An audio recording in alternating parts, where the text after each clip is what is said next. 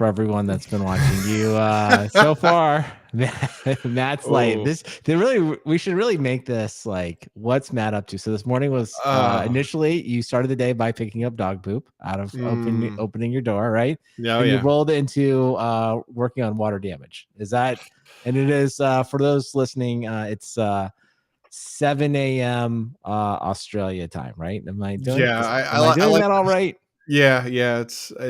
I like to start my day with a little, picking up some dog poop, and not only did he poop, he peed inside on a screen door, which means you have to wash the door, the track. Oh God! So maybe we should start there. Are you keeping the dog? Is the dog definitely going to make it? Like I hear that, I hear your stories. I'm always like, man, I know my family really wants a dog. And I hear your stories, and I'm like, no, don't get a puppy. This is the reason I don't want a dog. All the things that Matt's going through. Yeah. So are you keeping the dog? Yeah. I think we're stuck with him for now. It's my youngest is always like, "You love this dog, right?" Oh, really? Even the youngest is like not sure that you're all in. Yeah, he's like, "You love this dog, right?" And I'm like, "Well, he's got some things going for him." You're like, love is a strong word. You don't want to use that lightly. You there are people that you love that you can't stand, right? Do you answer the question with a question? Are you like oh yeah. Do you should always answer like, now, how much do you like the dog? Like that's the question you should almost be putting it back on the kid, right? Like, well, he's the one the dog's like biting and he's like screing and But like, does it ever happen? You're like, are you still enjoying this dog? Oh yeah. Because the dog, he'll like come down and like tackle the dog and start roughhousing with it, and then eventually the dog's just like, I'm gonna start biting, and and then my son starts screaming, and then I'm like, you love the dog, right? But then you have to the talk to the son. It's like, listen, this is an animal. If you start, if you get in and start, fighting with them, they're gonna want to fight back a little bit. So you can't be mad at the dog, right? That's it's not. He thinks this is a game. The dog's like, he doesn't. We're roughhousing. This is how we play. This is it, right? Like I came to play. I didn't come to just sit around. And I came to play, and all I got are teeth. Yeah, all I got is teeth. All right. Well, for those joining on the stream, welcome. Glad to have you. Cote, unfortunately, he's playing. He's on IR this week. He's on the injured reserve. We think it's just a cold or something like that. So family's got a little fever. He'll be back next week, though. He's getting ready for his big trip to the United States. So he's got to get everyone. He's got to get everyone healthy. That's the most important thing for all of us. Yep. But that's all right. Fear not. Matt and I are here. The experts are on the case. So Matt, are we good? Did you look at these topics? Have you looked? Yeah. I mean, obviously, I can talk about infrastructure as code companies being acquired. Yeah, we have a lot. I feel like this is a good topic. I feel like, and you know what? I have some thoughts on how we're gonna wrap that into some current events. So that's gonna be good. What else? Anything else? Yeah, I saw you got some Elon Musk in here. Yeah. I got it all. You got all I'm sorts ready. of stuff going I'm ready to roll. Like, what? Is there anything else you're excited to? You got the private equity yo-yo. Yeah, that's a little personal. But it's a Brandon Witcher thing. That's an awesome local thing. I got to talk about that at least. Barracuda just got picked up. Yeah, we should talk about that one too. That's another one. Yeah. I should put that in there. Okay. How big did the cloud get? I don't know. Are we saving Cote's article for next week or? Well, it's just because he's not here. I don't know, but maybe that makes it easier to talk about. Yeah. All right, we'll see if we get to it. I'm happy to go either way. All right. I like this Netflix thing. I discovered it. It's pretty old though. It's about the whole it took 7 years for Netflix. Oh to migrate to the cloud. I'm like, good. I'm adding this to my list of cap one. It says April 12th. Well, in that article, they basically they cite the article that the Netflix person said it was 7 years. I thought that was good. And then that's with the Capital One, where I think they say 10 years. I just like these real world. Well, this is how long it took us. So because I knew Netflix. Well, we can talk about it later, but okay. All right, we got it. Yeah. Anything else? Anything else on anything that's not on this list that you man? I really want to talk about USB hubs or chips. Should we talk about chips? I read the article. I wasn't surprised. Right, everything comes from China. Everything. I think we knew that, right? And I've stopped buying name brand stuff. It's a crapshoot. Okay, let's move Barracuda up. We should talk about them briefly. I mean, they can go in that same bucket. I got a friend who started a Barracuda a week ago. Oh, let's talk about that. Oh, that'll tie in. I got something to tie into that. Yeah, Okay. who went through the chef acquisition. Okay. Who else here? No, okay. Anything else? What else? Jassy, have you read the Andy Jassy letter? That thing's so long. I never make it. Sometimes I'm just like, man, this Amazon. I'll tell you this, Amazon, they're writers. They are definitely writers. They leave. Yeah. They're not kidding about that writing. That's like, it's legit there. So yeah. Well, and I'm always impressed at how much content Corey Quinn generates off of them.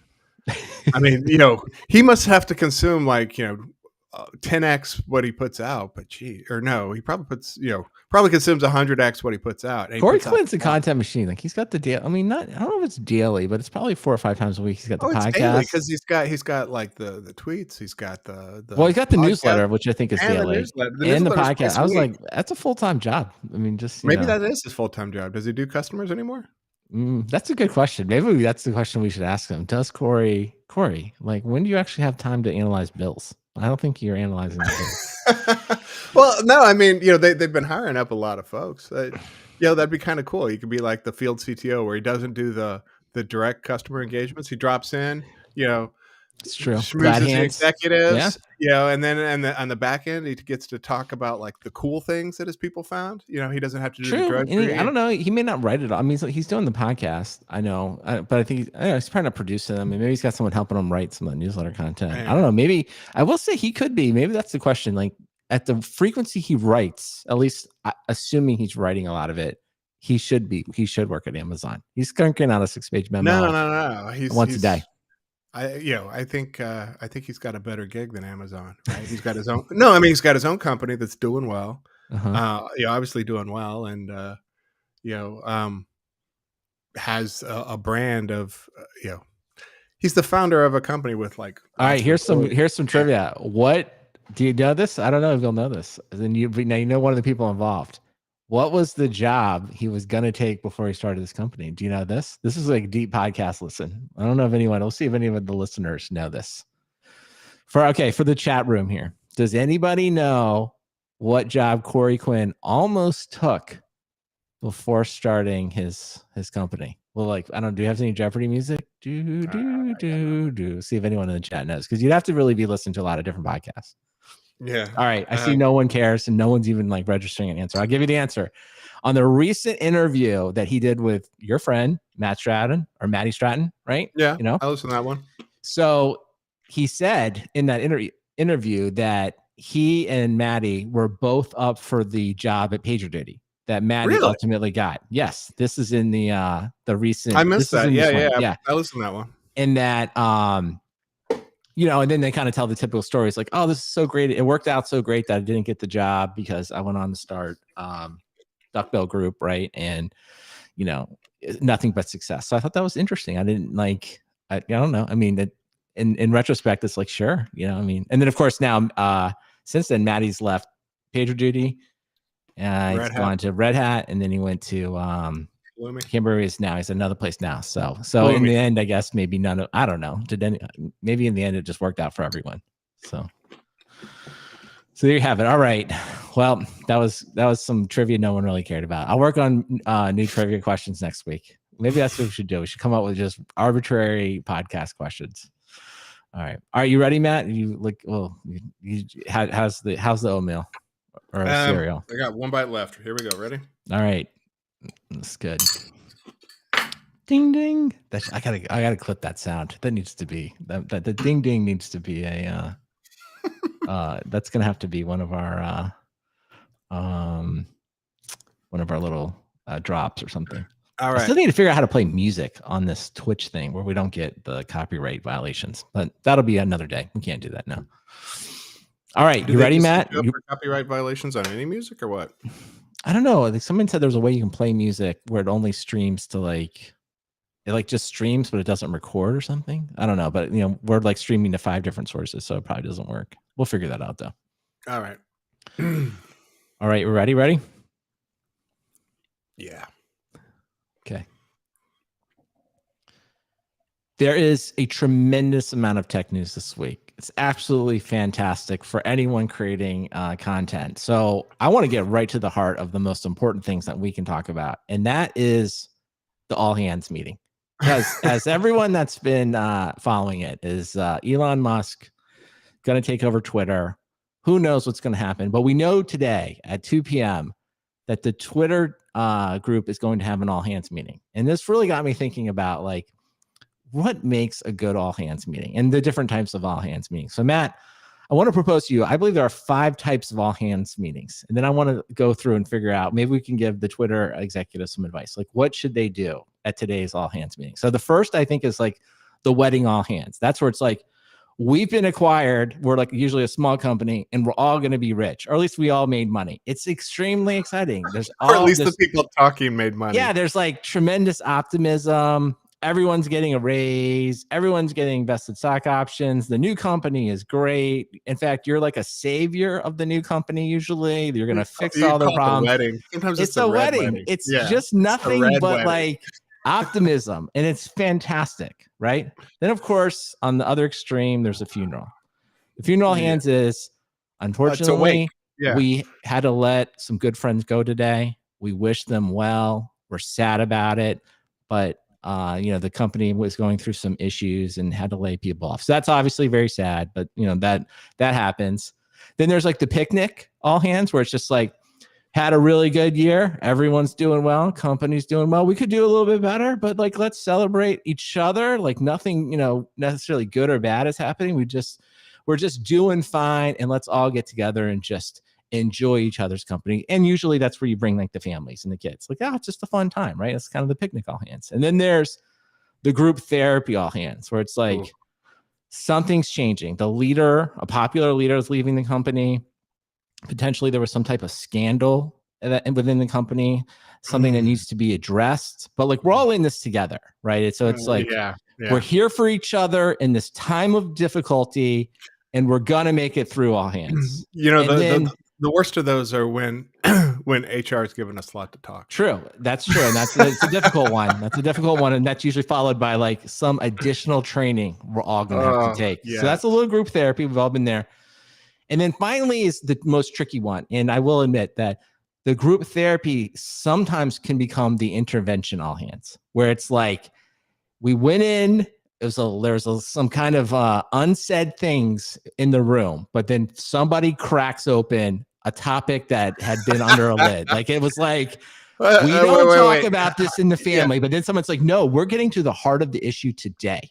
And then it's like real things are starting to be said, and it gets very contentious. The real talk, all hands. Usually, in fact, HR often has to like leave or be like, they kind of lose control, where people are like, they have to intervene, and they're like, we'll talk about this later. Yeah. And someone says to HR, like, listen, no, I'm going to ask this question. Like, as they're interrupted, they interrupt HR, right? In this intervention. So, and then 2 weeks later, that person is gone. Yeah. Well, I was like, any intervention, there's usually some type of outcome. So, okay. So those are the 5 types of all hands meetings. I'm sure there are more, but those are the ones I can think of. So today, as I believe the Twitter team they're trying to go in for the group therapy. Like if I was coaching the executives, be like, hey, there's no way you know anything about what Elon Musk may or may not do. Like everyone has to admit that. Like there's no expectation that the executive leadership of this company, has any idea what's going to happen. Like I think it's kind of a free pass, right? It's like, well, look, how could you expect anybody to read Elon Musk's mind? Like, of course, we have no idea what they're going to do.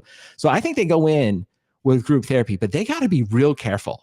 Like they got to keep this meeting tight. I don't think for once. Like you only take a few questions, right? And the reason you only take a few questions is you are trying to redirect that group to a happy hour, to some free food, to some early time off. Like you try to get everyone in and out and right out into, and even, I would even say Friday, because here in the United States, and actually we don't have the holiday in the United States, but many other places there's a holiday and it's like maybe a holiday weekend. And like, so maybe you like lean into that a little bit. Like guys, you say something like team, it's been a tough couple days here. I think everyone's doing well.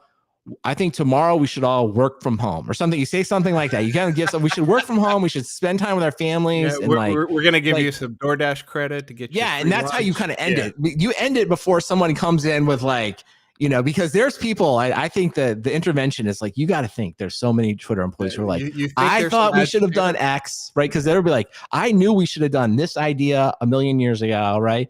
Or you should have known about this, or you didn't take steps, because that's the part, like you don't want an open forum like that. Like that's not going to help anyone. So what if you were to give the executives at Twitter any advice? What would you be coaching them to say? Man, I think you nailed it, though. I think you don't want to let it become just a free for all. Whatever is going on with Elon Musk, he's a polarizing figure, and if you work there and this is happening to you, you're like, well, crap, right? I mean, I'm sure, like, kind of like, I'm sure Spotify employees were like that when they gave Joe Rogan the big deal, right? They're like, oh, here you go, eat this sandwich, and you're like, what's in it? And they're like, enjoy it, and so I don't really know what you do other than keep keeping on. You probably, the CEO is going to give a message about, like, our mission hasn't changed, we're going to do this, we're still working through this, but we have full confidence in our employees, and nothing has changed. That's the mission that that's what the CEO is going to come out and say. And I'm sure the the employees will be, it's disruptive. I don't even know if it changes that much in their day to day, right? Because I don't know who's on their board, but I'm sure it's I'm sure it's not like the greatest of folks. I'm sure there are probably other polarizing figures involved with Twitter management, just because that's who they are, right? Maybe is there a Peter Thiel in there or something like that, or there are probably some other characters, but I think if you're there for the roller coaster, you're there for the ride, and if not, everybody's hired. All right. Well, the final piece of advice I want to give to all the Twitter employees: whatever you do, don't take any videos of the all hands and post them. And most importantly, if you do, don't post them to TikTok. All right. Let it there. All right. So everyone, we've had a sponsor for a couple weeks now. So if anyone's looking for a compliance solution, if I could speak, if anyone's looking for a compliance solution, what you should do is go see our friends at Drata. Put security and compliance on autopilot. So sign up for a free trial. Do lots of good stuff. Tell them your friends at Software Defined Talk sent you. Yeah, so I don't know, man. All hands, I don't know. It'll be interesting to see. It's already out. It's probably already over Twitter, but man, I tell you, I would, I don't know. I think well, I guess I should say this. It's like, I don't know. Maybe we'll talk about this in a second, but I just remember at Sun when like Oracle was going to buy Sun. It was like, it just sort of like, that's it kind of like just shut down. It wasn't so much like people were angry or anything. It just kind of shut down the company for a while. Like everyone was just kind of like chilling. There just wasn't like a lot of like, maybe that's like a different like level. I would have been more upset by Oracle. Yeah, but I think people were upset, but it was just a very chill vibe. It was just like, this is weird. Like there wasn't even a lot of because it's a big company there too. I guess it wasn't like Scott McNeely was like in a room where everyone was yelling. Like it was just like, wow, that's kind of crazy. Or I guess it was Jonathan Swartz at that point. It was like, oh, that's crazy. And it was just like, it was just a chill vibe. The company was very chill for for a long time. Maybe that was their problem. They were just too chill. Yeah, probably one of many. All right, let me write down. But I mean, like, what's he gonna do? He's I don't know. All right. Well, are you ready to talk? I'm gonna weave some automation talk. You ready to talk about your friends at Puppet? Yeah, congratulations to them. All right, here we go. Are you ready? I'm sorry. Before I say that, are you ready? Ready to get back in it? Oh yeah. Okay. Let me make. So I can't talk and I have to make notes where we are. So we just did the draw to add, so we're good. This shows the limits of how many you can do. And then now we're going to talk Puppet. All right, here we go. All right, Matt. Well, in some news that's kind of in at least your old area, Puppet is being acquired by, is it Perforce? Am I saying that right? I don't even know how to say Perforce. It. So I was thinking to myself, because there's been so much talk about, as we were just mentioning, about Twitter and Elon Musk, and I would say the going consensus about Twitter there is that Twitter, if you will, the influence of Twitter is much greater than the actual valuation. So there's this belief that like it's undervalued. And so it got me thinking about both Chef and Puppet, right? Yep. And I was thinking about that. I kind of feel like Puppet and Chef fit this category where like the influence of these companies is much greater than, I'm going to say, their ultimate valuations of when they got acquired. Like, I don't know, like we don't know officially. Of course, you know a little bit more. Trombone. Yeah, sad You trombone. know, obviously a lot more details on Chef. I didn't see any numbers on Puppet, but like I feel like they're being acquired at like kind of the more of the private equity multiple, like for their revenue, not for necessarily their influence. And it got me thinking a little bit about like, why is that, right? Because if you think I can, and you tell me if you disagree with this, because I mean, you may be a little biased too, but I think of when I think of the DevOps movement, and I understand, right? Of course, disclaimer, like DevOps is not a set of products, but when I think of the companies most closely associated with the movement, I definitely think of Puppet and Chef. Like I kind of think of them as just kind of like two, like they're kind of from the same world, like from the, like all the people know each other. There's like some history. Maybe you can give us a quick history lesson, but that's sort of like, you know, they're the closest related to DevOps as companies, but they didn't go on. Like I would have lost a ton of money. Like if we would go back in time, I think it was that first wave of automation was Blade Logic and Opsware. Yeah, Opsware, right? They both got acquired, one by BMC, one by HP for like, I think around a little over $1 billion, something in the order of that. And I would have like, I remember at the time, Chef and Puppet coming out, I was like, oh wow, these companies, they're going to do great. They're going to like make a ton of money. And I was clearly that did not happen. And I wonder, and I kind of go back, like, I don't know, what are your thoughts? Because, you know, you lived it a little bit. So like, one, do you agree with me like that they have this like more influence than they ultimately had valuation? And like, why do you think it is? Well, you know, we were just talking about Sun. and you know, you talk about a company that had a lot more influence than their outcome. You know, I think Sun was acquired for 5 billion. I don't know, whatever. But you know, the things that happened at Sun lived on in a lot of other venues. I mean, you know, MySQL alone was you know revolutionary, and that wasn't even their thing. That was just something they purchased, right? Yeah, the purchase right before the acquisition. But I mean, all the different operating system things they did, all the different Java, of course, came out of Java. Sun. I agree. Like Sun was on my list. I was the network is the computer. Yeah, you know, all that stuff. I definitely agree. Like Sun seems like another company where influence was much greater than the ultimate valuation. Although they had a run there when they were really expensive. Yeah. And what? Maybe even give us the history, because I can never remember the exact history. It's like Puppet spun out of Amazon, and then Chef's. Like, what's the history, the lineage? Not really, like, right? So, so Luke Knies, the founder of Puppet, I believe he actually worked at CF Engine. He was doing CF Engine as a consultant and sysadmin, and he might have worked there briefly, but he left and started his own open source project, and you know was doing Puppet. Started up a business with Andrew Clay Schaefer. You know, so he was one of the early founders. I think they were college roommates, and so they you know the two of them were Puppet founders. James Turnbull was there. You know, so James is big DevOps figure as well. So you know they were all there early days, and Puppet scrappily started up, and we're doing the open source business model, and in their community, they were picking up a lot of DevOps engineers. A lot of they weren't called DevOps at the times, but a lot of people who were thinking about infrastructure as code. Andrew went and gave some of his influential talks and kind of coined the terms of DevOps and infrastructure as code. And it's like 2007. This is like his samurai sword talks, right? All that kind of stuff. Oh, earlier, yeah, earlier than that. Like we're talking when he went to like the Agile conferences. Okay, got it. Mm-hmm. And they and Lisa, I think the Lisa conference and the Agile conferences were the early days of that. And then so Adam Jacob had a consulting company called HJK Solutions, and they were doing things with Puppet, and they were very, very active in the Puppet community, the IRC, patches, all that fun stuff.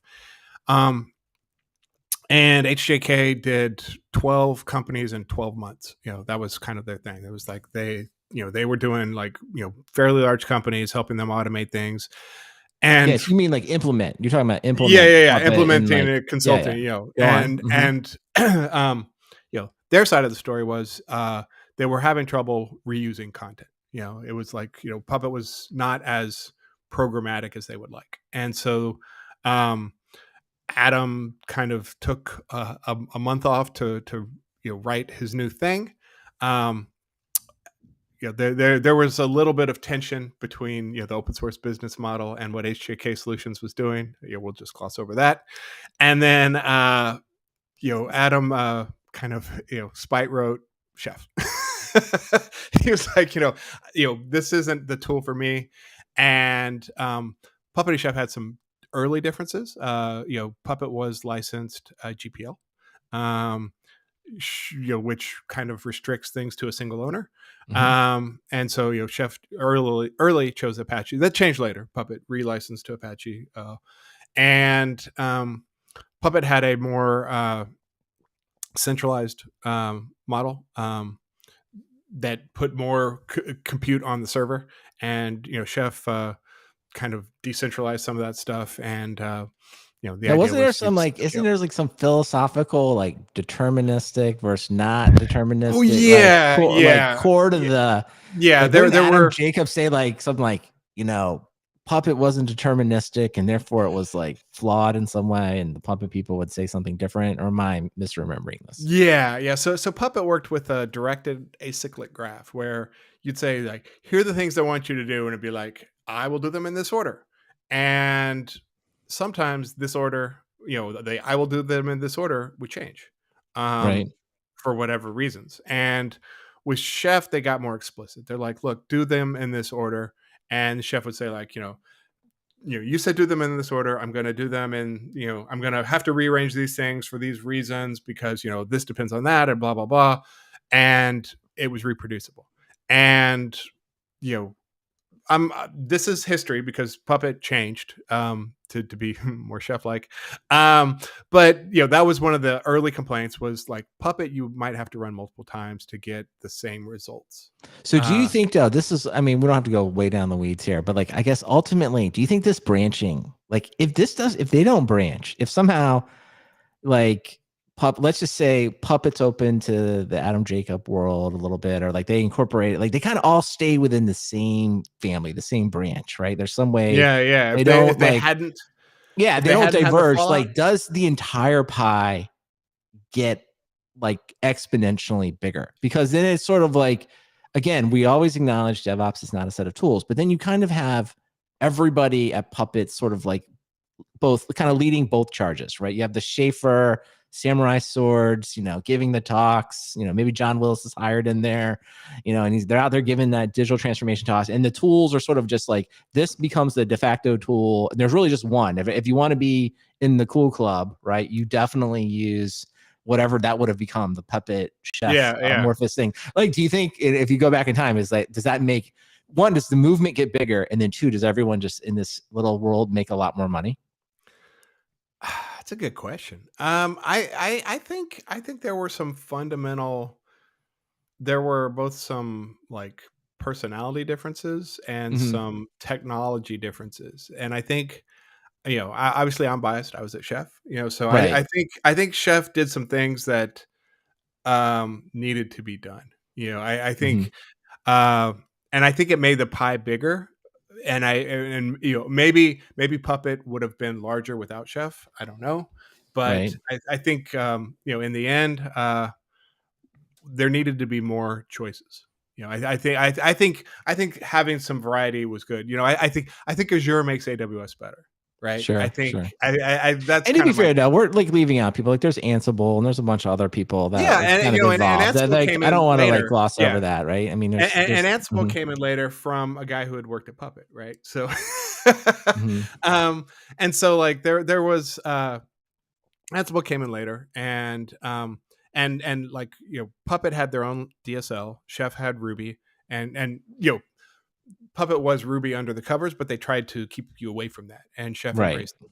And Ansible was Python, which was probably more accessible, I guess. I don't know. I love Ruby, but I'm willing to agree that Python's a more popular language. Uh, and Ansible didn't ask as much change. They were kind of like, hey, you don't have to automate everything. You can just automate a little bit of stuff. If you want to migrate your bash commands via SSH to Ansible, we're cool with that. And Puppet was more was less inclined to let you do that, and Chef was the least inclined to let you do that. They were Chef was a little more ivory tower about things. We're like, hey, you need to do things the right way because those other ways suck. And they might not suck for you today, but when you get to the scale of thousands of nodes, they're going to suck for you. And most people don't get to thousands of nodes, right? And so Ansible is a great solution for small deployments. Mm-hmm. And for the longest time, I'm not going to. I don't know how big the largest deployments of Puppet got, but for Chef, we were always like, if you've got a large install, you're going to use Chef. And until like Kubernetes and Mesos came on the scene, like anybody with more than 100,000 nodes was using Chef. And you're like, whoa, 100,000 nodes. It's like, there are Chef customers out there with more than 1 million, and there's Facebook too. And I'm not going to tell you how big they are, but like, I mean, so Chef did something right on the scaling side. Yeah, no, well, I think that's what we get at. It's like inside of all of this, like, and kind of back to the original premise here is like the influence of these companies it's just profound, right? I mean, I just think of like, and that's why it's, and I would say, so I guess it's like looking forward a little bit, like, I feel like Ansible ended up in like the right home. Like, I think Ansible, right, ultimately got bought by Red Hat. Yeah. I mean, that feels like the right place. And of course now, some of the Puppet crew, I guess Schaefer, I don't know, I'm sure others are over there kind of running. So I guess there's some DNA of, but I think they're really disconnected from that. I don't think, when I talk with I've talked with some of the folks, is like, there's not a big push from Red Hat to like, oh, you got to be all in on Ansible. They're just kind of like, make sure you buy some RHEL and some OpenShift. This is the part I think that's missed though, right? It's like, because I remember being at Chef Conf with you, right? Obviously you were there, and like it had like Chef Conf had like a very, and I don't know the Puppet conference, maybe it also did. I imagine it did, but like I just didn't go to that one. So it's like Chef Conf had like a real, like, what the kids say, like a real vibe. Like it had like a different vibe. Like it was very much around like people trying to promote these ideas about DevOps, and like the products and stuff were really, I mean, people always say this at conferences and it's usually not true, but the products and stuff were really in the background of Chef Conf, right? Like you had the DJ from Portland, you had Cap One, and a lot of customers talking, and then there were a lot of fun parties. You had Nathan giving everybody hugs, right? And it was just like, we're here, like we believe in this. So I always think it was a vibe. It was a community. Yeah. I mean, it was a really good vibe. And I always think that's like the influence that people missed. It was like, that was the place. And I'm not saying there aren't other conferences like that. I'm sure there are. I haven't been to many of them, but like, I'm sure they exist. I'm still looking.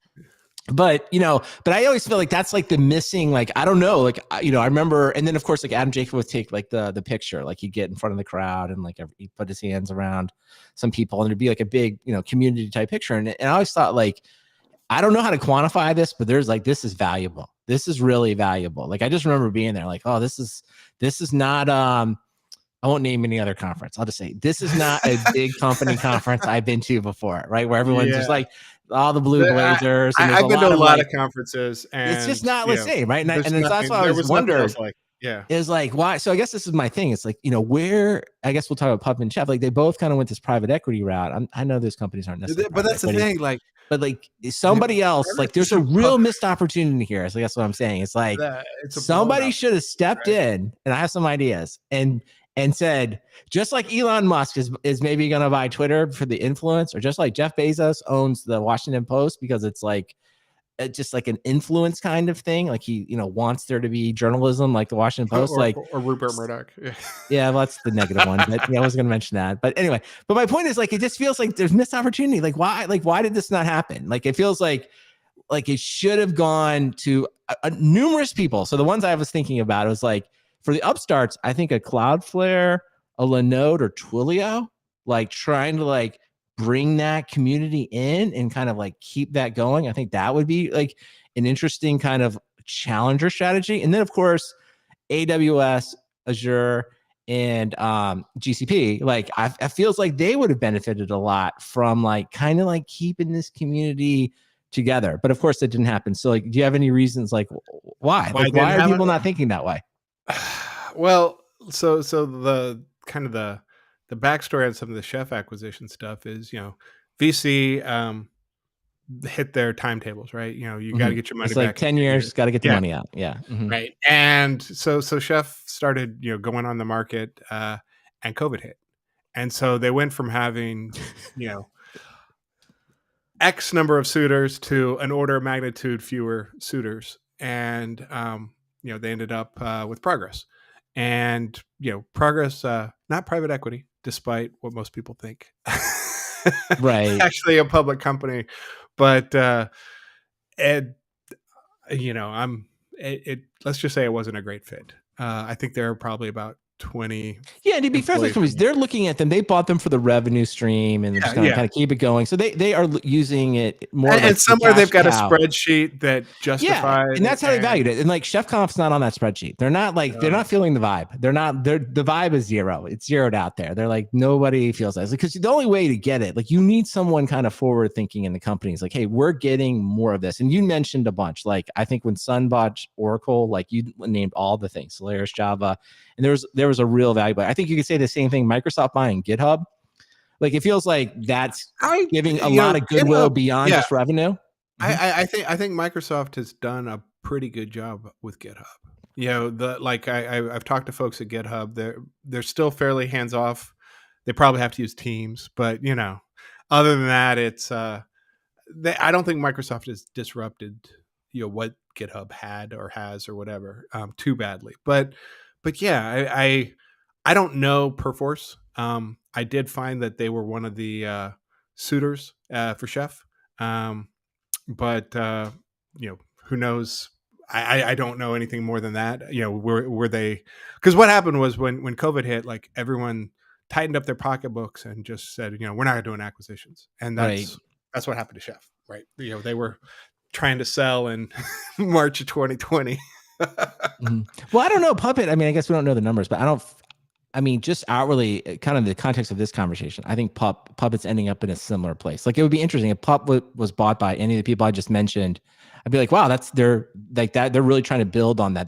They see the influence. There's an influence, if you will, multiple that's being applied that they're going to use. Whereas clearly, I'm sure the investment bankers, not like the investment bankers are stupid. Like I'm sure they went to all of these companies I've just mentioned, right? And like gave them the pitch book. Now, I bet you they didn't have the vibe slide. I think that needs to go in all the investment banker slides. Like, what about the vibe? And just a picture of colors. That's all you would have on it. It'd be great. And you would just like, just say some stuff. But I don't know. So I guess maybe to wrap this up. There is a semi-natural fit. I mean, Perforce is source control, and they are a bit of a niche player. I know, J. Paul Reed loves them, but they are still a bit of a niche player. They own a lot of the gaming space, which Chef did really well in the gaming space because of the Windows support, but that's a different thing. They're popular with people who have to manage versioned binaries. But their space has probably been decreasing. Source control is super sticky, and so they're moving into an adjacent space. They're like, hey, if we do this DevOps thing, we can tie that to our infrastructure as code. There's a fairly natural fit there. They could go down some sort of GitLab path and try to have a couple different pillars out of their stuff. I wish them luck. I think it's a better fit than some. Well, fair enough. I don't know. You're more optimistic. Of course, we wish everyone at Puppet well, but I'm just saying this. I feel like everyone kind of killed the vibe there. The vibe got killed a little bit, but that's all right. We'll see. We'll see what happens. Now, speaking of killing the vibe, I wanted to get your take on this other thing that's happening a lot. So I don't know. This is maybe like a hyper local story, but here in Austin, Texas, is that Tomo Bravo is going to take cybersecurity firm SailPoint, which I sort of didn't work at, but I worked with some people that were at. Funny enough, we were at Sun working on a different company, Waveset. But anyway, they're going to take them private for $6.1 billion. Yeah. And so, what's weird about this to me is like this is the second time, right? So Thoma Bravo originally bought SailPoint from the venture capitalists, got it all fixed up, whatever, took it public. And so now it's been public for, I don't know, a few years, like multiple years. And now they're taking it private again. And this is very similar to something that happened also here in Austin. SolarWinds. SolarWinds was a company I actually did spend a little time with, former sponsor. So hopefully they're doing well. But of course, we know the story there. It's like they were bought by private equity. They got private equity infusion of cash. They went public. A few years went by. Then they went private again, and then they were taken back public. So I'm calling this like the private equity yo-yo. So like to me, I don't think of this as like a good thing in any way. Like if you're constantly a company going in and out of the public market, it sort of feels like maybe just the investment bankers are making money, but like nobody like is evaluating the customer or the products or even the employees. Like why is this happening? I guess, Matt, like tell me why this is a good thing. Yeah. Have Matt explain financial engineering to you. I mean, obviously what happens is you have a company, SailPoint, Barracuda, whoever it is, who they're making money. They have a fairly steady revenue stream.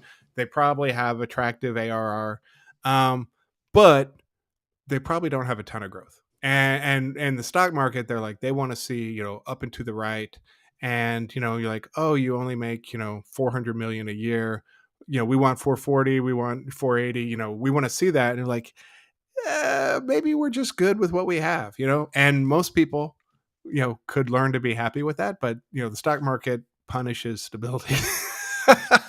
But I feel like sometimes like these things, like, I don't know, for lack of a better phrase, they're just treating like the public investors as stupid. It's like, yeah, totally. I was getting there. Okay. Well, I was gonna say, because I read through the SailPoint one, and I mean, I know a little bit about this market just because I worked in it for a little bit, but like, it seems pretty straightforward. It's like, okay, they're trying to convert the majority of their business to SaaS, right? They're trying to move it online. Looks like they have like 50%, is there. And it's like, I don't think it's like that hard for us to understand. It's like, well, we need to convert the rest of the customers over. We want to move to a cloud-based model. It'll take us a couple years.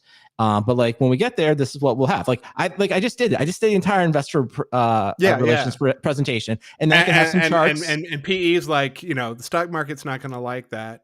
But that's the part I disagree with. I'm like, I don't understand like why like we can't just consume that as investors. Like, why do you need to be like if you have conviction? Because it's quarterly. But if you have conviction in what you're doing, right? It's like really you have to buy out all the share. Like this is what you're saying. It's like you, Mr. Shareholder, you are not smart enough to see our vision. Yeah. I'm going to give you money so you go away. I'm going to go do work like in the back office, like away from you. Then I'm going to come back to you and I'm going to ask you to pay double for the thing that I said you weren't smart enough to hold on to. And you're going to do it. And it's like, I just feel like that's like, it's a very like negative, like pretense to me. But you just said, you, Mr. Investor, 2/3 of trades happened are compute. Right. They're all algorithmic. Right. So there's no like person to convince here. There's some, software is watching these things and making stupid decisions on day trading schedules or shorter. And then you have, CEOs and executives they're rewarded quarterly. So all they need to do is goose that price a bit and they're going to make a ton of bank. And we see this again and again. They make short-term decisions that are good for the stock price, but bad for the health of the long-term company. And so the rosy, happy side of private equity is like, look, we're going to take that stress off you. You don't have to make these short-term decisions. We see you have a valuable company here. We can straighten it up. We can make good returns for ourselves. We can make 10% returns, which is great for our investors, 15%, whatever. The stock market might not like that, but we like that. And, we can do that. But then they know that and that's the rosy side. They're like, hey, we're taking you private to take the stress off you and we'll just have a healthy company and we'll be like, SAP. They're private, right? Or SaaS. Right. One of these like companies that just prints money and they're private. And but then of course, the private equity guys are like, the dark side is they're like, and those chumps in the stock market, they'll buy it again when we take it public again. And they're like, rinse and repeat. And so like, it's this yin and yang or your yo-yo of oh yeah, we're doing a good thing for you, and then they're like, and those jumps in the stock market will buy this up again, and so that's what's happening. And I don't know, it sucks. I don't know. It just feels, I guess it feels both depressing, but also like to me, just as some, I guess just watching it, it's more like, not that I'm buying lots of like individual stocks by any means, Yeah. not that I'm like running some, hedge fund, but I just sort of like, if someone came to me, if I was the hedge fund manager and they're like, they're pitching me the next IPO, I'm just telling them like, no, like I'm done. Like, I don't like, you're leaving me out of the growth. But that's the thing, And I don't want, I was like, like, go away. Like, I would just be, you know what I'm gonna do? I'm gonna go invest my money with Okta or Okta or somebody else. Whereas like, if I believe in identity management, I was like, I don't think you have it. Cause every 3 years you come to me and you tell me you have to leave again. Like, what's the point? Like I'll and I'll tell you but this. that's the thing. It's like, they'll go public and 3 years later they'll go private again and you'll get Right. your Well, stock juiced. I would just say so on the identity management front. This is like we're way off the weeds. But I just be like, hey, I would just avoid all the sale point stuff. Go if you care about it. Go invest in or buy Clear Sky because a bunch of sale point people over there going to re-implement the workflows on ServiceNow, and that's going to be the future. That's just going to be. They're going to do it from like if they're going to do it from the ground up the right way. Like just go work there. Buy them. Like I don't know all this nonsense of like taking you public, bringing you private is like, I don't know. That would be at the software defined talk hedge funds. We would just immediately send them away. We're like, this smells like shenanigans. Yeah, it is. Sounds like you don't really have anything. Sounds like you have financial engineering. Go down the street. Go see someone else for that. We're done with you. So, all right. Well, that's enough about private equity. And then maybe finally here, I just wanted, we talk all the time about surveys and cloud migration. I think Cote next week, he'll be back next week. We'll talk about, I think he did a recent one about Kubernetes. But, the thing we always see in these surveys, I think we talked about was something like CIOs are predicting they're going to move 50% of their IT to the cloud next year, right? And then, of course, we see Andy Jassy, or formerly Andy Jassy now, the new leader CEO. They'll say at the next thing, it's like, early innings, we're only 5% to the cloud. And I always think of like the dichotomy there is very interesting. But I found this old post somebody put in the Slack, and it was about Netflix migration to AWS. So there's actually a post written by their VP of engineering or SVP of engineering like a while ago. This is pretty dated, and it basically says it took 7 years. So he basically dates it. He's kind of writing out like a post like today, all the data centers are closed. And so I think to myself, like, that is just a great, because it's also, you can cite it on the internet. You can go see where someone said 7 years. The other popular ones that I've heard about, I feel like Cap One has come on record and said it took them about 10 years. I can't find the exact thing, but I've seen a presentation, I think funny enough at ChefConf. I think they said something like that. And I just think this is like, it's really important. And I think everyone should internalize these things. It's like, if you start now and you're a relatively large enterprise and you think you have comparable talent as Netflix, right? You're looking at a 7-year project or Cap One. Like you're looking at a 10-year project. And I think even Amazon, the other one that I can never find exactly, but I think it took about Amazon like 10 years to get off Oracle. And they hated Oracle.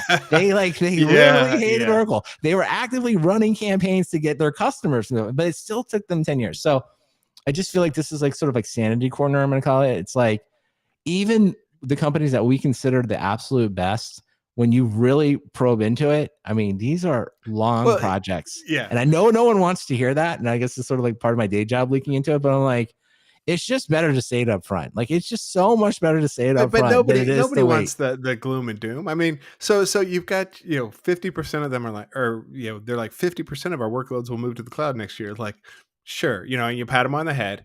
And then of course, that's because these the CIOs are brought in to like hey, I'm here to change things up, and they're there for 3 years, right? That's kind of the job is they rotate out the CIOs because they're guns for hire, and they've got their new transformation project, and then of course Andy Jassy or whoever's running AWS at the time is going to say like, well, wait, it's early innings. It's only 5%, because that shows that's signaling, the same stupid stock market that, hey, we're going to continue to make a ridiculous amount of money, and everyone's coming, this is, we're going to be making money forever. And, so they're enabling this, they can turn around and say, look, 50% are coming next year, at the same time knowing they're like, no, it's not going to be 50%. It's going to be like 10.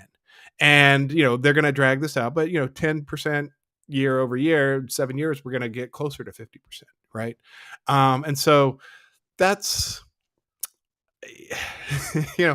it's the CIOs have to come in and be overly optimistic, and Jassy and whoever has to be. I think it's pessimistic, to say, oh, it's only 5%, right? Because they it's not. It's purposely pessimistic to say, oh, it's going to get a lot bigger. It's small now. Well, it's small now. So I think that's where we are with that. Yeah. Well, I think it's just, I guess, the human need here a little bit. Now, you're seeing a lot this week with Elon Musk. It's like the, kind of the hero's journey. Like Elon Musk is the only one. He's the smartest one. He's done everything. He's created Tesla. And I think the same thing that like the CIOs like fall in this trap. It's like, they all feel like they have to be the one to solve the problems. But like, really, like if you think about any of the migrations I mentioned, Netflix 7, Cap 110, the AWS 10, it's like really what it was a large group of people over a long period of time. Some came and went, right?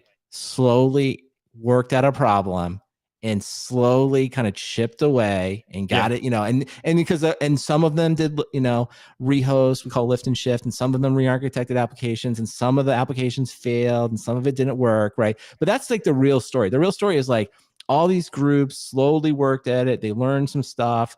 They figured it out. And then over a long period of time, right, they ultimately got to the goal that they wanted. And it's just like, that is a boring story, right? There's no hero. Of course, like a lot of people came and went, right? Yeah. Like there isn't just one person. Like some people just like left, like didn't care about the project anymore. And it's like, so I get it. Like no one like wants to like hear that boring story. But I just think sometimes when you like, and I guess maybe the fable there, or just like the endpoint of that is like, hey, over long periods of time, small groups working together can ultimately deliver. Like I always think of like, in our lifetime, our working lifetimes rather, like banking, like, you think about when you graduated from college, you probably still had to write checks and send them in paper to pay a bill. And it's like now, right, however many years later, like the banking industry is awesome. Like you think about like we don't have to do anything. Everything's online. It all just happens. And it's like, there wasn't one person that did that. It was like a group of like hundreds of thousands of people. And it's super boring. I get it. It's super boring, but the banking system, it's great, man. It's really improved a lot. Of course, we'll still have the 3 days for ACH and we're never going to get rid of that. But at least I don't have to write these paper checks anymore. And that's been in my own working lifetime. So there's an example of something good that happened. All right. Well, we'll leave it there. All right. All right, Matt. Listener feedback. We don't really have much listener feedback this week. I've been falling down on the job. I haven't been promoting our stickers enough. So if you would like a laptop sticker, that as we found many different uses for them, putting them on bikes and many other things. Here's what you have to do. Matt, do you know what you have to do? Matt, you tell them what they have to do. How do they get a sticker? Well, you call up Brandon on his home phone number. Incorrect. Incorrect. Try again, Matt. No. You just send yourself an email to stickers@softwaredefinedtalk.com. Make sure you include your postal address. We like to get emails, but if you don't send your postal address, we won't mail you a sticker or a couple stickers. And Brandon's hit. What are you on? 6 continents? We're all looking over. for Antarctica. Antarctica is going to be a tough get, but like if somebody there is listening, thank you. I don't know what you're like. It seems like you're probably pretty bored. But McMurdo's got a lot of people there. But like I don't know. I'm sure there's a postal address somewhere. So the other thing, I just quick plug here. So if you got like an event, a product, a service, I don't know, a podcast you want to promote, we actually sell ads here. So just send me an email at ads@softwaredefinedtalk.com and happy to talk to all your marketing people, your performance marketing people. We have all the stuff. We have all the presentations. So if you're listening to this and you think other people should hear about the stuff you're working on, them, email your marketing people and tell them to email us, and we'll find a way to do ads. So conferences, Matt, this is what's going on. Myself and our good friend JJ are going to be at that conference in Texas. So that's May 23rd through the 26th. There's a bunch of discount codes there. JJ and I have yet to decide exactly what we're going to do, but it's going to be awesome. Whatever it is, I know it's going to be awesome. So that's why you should go. It's the only reason you should go, but you should also go and see all the other presentations. There's a bunch of DevOps days. There's DevOps Days Austin. Matt, were you at the first DevOps Days Austin, like way back in the day? Oh, yeah. Yeah, I was one of the organizers. Yeah. All right. So I think they're doing their 10-year anniversary. I think they're doing like a new format. It's going to be some type of, that'll have a good vibe. I predict that will have a good vibe. It'll be a lot of like. We got a good vibe going. Yeah, there's also DevOps Days Chicago. I bet you know who'll be there. We didn't talk about him on the show, but if you watch this on YouTube, you heard a little talk about Matty Stratton. I bet Matty Stratton is at DevOps Oh, Days of course. Chicago. I think he'll be there. Yeah. And then there's a bunch of other shows that you should check out. So if you want to see anything that I just mentioned, just look at the show notes, which is right now in your podcast player, or you can go to softwaredefinedtalk.com /353, and you can see all of these show notes. Now, having said all of that, Matt, what is your recommendation this week? I've got a pair of recommendations. The first is a YouTube video that I saw that, it was just, it's always nice to have something that kind of changes the way you've thought about things. And so this one's called To Scale. It's a short 5-6 minute video about the scale of our solar system and just how big the planets are, and it's pretty cool. So I'm not gonna say too much more about it, but just watch it. It's only like 5 or 6 minutes. If you like science and stuff and astronomy, it's pretty impressive. And then the second is I've recommended this podcast multiple times. It's called The Memory Palace. It's just a short historical story, usually about a person or something. And this episode is called Combinations, and it's about spoiler, a guy who affected every single thing on Earth. So that's kind of cool. So check it out. Wow. And wow, that's exactly. That's quite the tease. I don't know. Yes. We'll have to yeah. So listen to that, and again, it's 6, 7, 8 minutes. Memory Palace is nice and short, and I love that podcast. So those are my recommendations this week. All right, I like both of those. Those are excellent recommendations. All right, Matt, did you watch Severance yet? Are you caught up? Did you? No. Is that on HBO or? No, it's Apple TV Plus. It's part of the default lifestyle. Click on the 90-day free trial. You bought 5 iPhones. They're giving it away for you, man. Just get in there and watch it. I'm waiting. When the new Ted Lasso comes in, I'll binge them, and I'll do my 3 months of Apple for the year, and then I'll be done. All right. Well, good. Well, when you have it for 3 months, I love Severance start to finish. I was a little worried, as I get a little worried about these shows. Like, are they going to really land it? But I'll say this: I think Severance, the season finale, delivered. I will even go so far as to say, I was kind of like checking myself. I was listening to some of the other like prestige podcasts and stuff like that, and trying to use the correct words. But like the finale had excellent pacing. Like, I definitely think it's a TV show. It's probably just as an episode. It's definitely, and I'm put it on here, in the last 3 years, it's the best TV episode I've seen, because it's just something that like keeps you glued. So I was trying to get a good friend of the show, Mr. Chippy, of course, like, he's our resident like film expert. And of course, he hasn't started this, which I was just unbelievable. I was like, couldn't believe it, because I was trying, wanted to use, I'm going to pick his brain. He didn't want to get losted. Yeah, that's the whole thing. So it's safe. I can say that. The other thing about it is like it ends. Obviously, it doesn't wrap up. There's going to be a couple more seasons. So I've done a little research, or actually other people have done research. I just read it. So it sounds like the creator has like got 2 more seasons in mind. So it sounds like when they started this show, there was an arc of 3 seasons, and it looks like they're going to make the arc. Because I think at this point, that's what we need. We need full commitment that when you start something, right, that like this isn't like a migration. I need you all the way through. I need you to have an ending in mind. We cannot have another Lost situation. That's 8 years of our lives.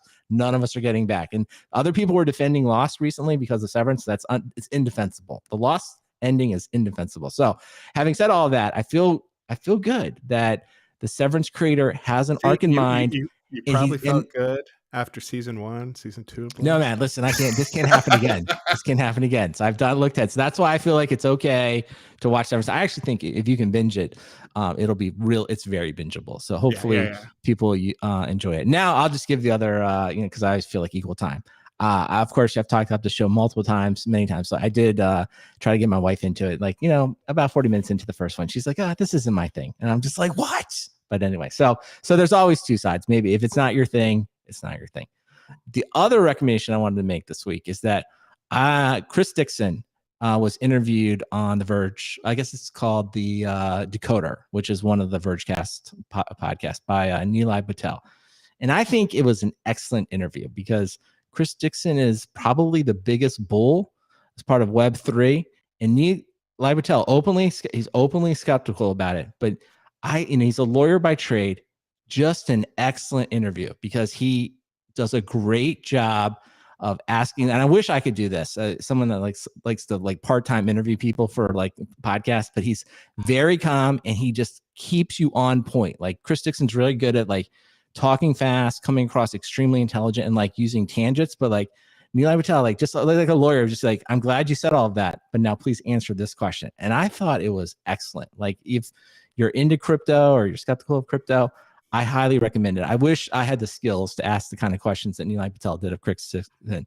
And I think they did a great job of kind of like showing some of the limits of Chris Dixon's thinking. So I can't recommend that episode much. If you're into Web3, you should check that out. All right. So lots of recommendations. Cote wasn't here, but don't worry. He'll be back. I'm sure he'll be healed and ready to talk about probably his new survey next week or something even more interesting than that. And of course, if you want to subscribe to Software Defined Talk, all you got to do is go to softwaredefinedtalk.com and please go ahead and subscribe and then tell all your friends about the show. And until next week, we'll talk to you later. Bye-bye. All right. We made it. Good. All right. Let's see. What did I miss in the chat? Were you reading the chat here, Matt? Anything good? Yeah. Mostly. Oh, Matt, this is becoming, they don't like your boring story, Matt. It's like, hey, man, boring is where we're at. That's our No. He was saying, work is boring. That's true. It's the hero's journey that takes 20 years. Like, and at the end I delivered paperless banking. Oh, that's right. At the end of everyone. All right. Well, we appreciate everybody hanging in the chat and streaming with us. We're a little late start today, but sometimes dogs got to poop, and houses have to be dealt with. I don't know. So is there hope? Maybe we can end on this little streamer's light. Matt, is there hope for your water damage in your Austin home? Have you gotten an estimate yet, or is it still being looked at? He said maybe they'll be done by mid-May. Mid-May? Oh, what month is this? Whoa. April. Wow. You have wow. It sounds like you need to get some pictures and we'll post them up. Sounds like some serious water damage here. It's nasty. Yeah, I'll put that in the Slack. Man, it's horrible. All right. Well, on a more optimistic note, for all the people that are streaming, we'll just say, like, hey, I think in the future, somebody related to the show will have something new to say. So we'll leave that. That's like our severance cliffhanger. Like they'll have something new to announce. So stay tuned. Don't get severed. Keep your stay in this consciousness so you can. Or for those of us who were severed, we'll have something new to talk about. Yeah, if you were severed, it'll all be new to you. So, yeah. All right. Thanks for everyone hanging in on the stream, and hopefully we'll see you next week. Maybe a little earlier. We'll see. Yeah, we may switch it up. We'll move it around for Cote. All right. We'll see everyone next time. Bye.